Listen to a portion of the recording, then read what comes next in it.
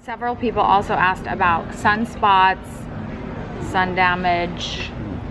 So sunspots, also known as age spots, although it's not a very nice word. It's not nice. I'll just do a little bit of sort of physiology here. Is a sunspot is an area of tissue on the skin where the pigment cells have lost their ability to turn off. So they are forever. So is that what this is, or is this actually sun damage? Or I mean, I have makeup on, but it's hard for me to see because you've got makeup on. But generally, they are isolated spots that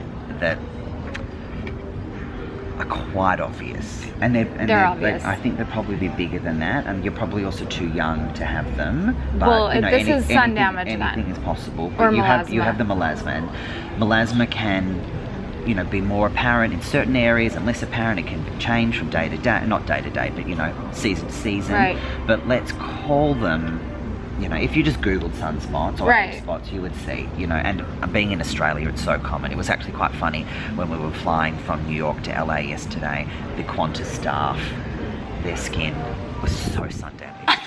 There were so many age spots. And I said to my partner, Ben, I said, if you keep sunbathing, that's the kind of skin you'll have. And he was like, he doesn't really care about it as much as I do. But, you know, when I'm 60 and I'm looking 30 and he's 60 looking 80, I don't know. He's going to be ticked. He's going to be ticked. How that's going to go. Do you know what I will say? Like, the sun is the fastest way to age your skin. If they're genetically predisposed to prematurely age from the sun, 100%. Yes. Every now and then you see people and they look unbelievable and they just bake and bake and bake, but you know, that's just, I know a couple of those very people. Lucky, but you know, you want to think that it'll catch up to them one day. So with the sunspots, yes. So going back to what I said, just their pigment will never stop being produced. If there's been enough damage, so it's kind of like melasma, it will never go. So what it is, it's about using the same sort of products that I mentioned before that help with melasma. Exfoliation, vitamin A, exfoliation, vitamin A. Because sun damage, when it's not melasma, isn't contraindicated for things like IPL and Fraxel and other resurfacing treatments. They are phenomenal at lightening the sun damage. But as I said, it will come back. So it's about doing it once a year, once every couple of years, and not being disheartened that it comes back, but just knowing that, you know, that's how it is, and you'll always. Well, it's like anything else. It's like working out or eating healthy or brushing your teeth. Such like a good analogy. You just have to keep up on it, and you have to keep up on your sunspots, sun damage with IPL, exfoliation, vitamin A. Okay, what is one of the best exfoliations that people can be doing at home for melasma or sunspots?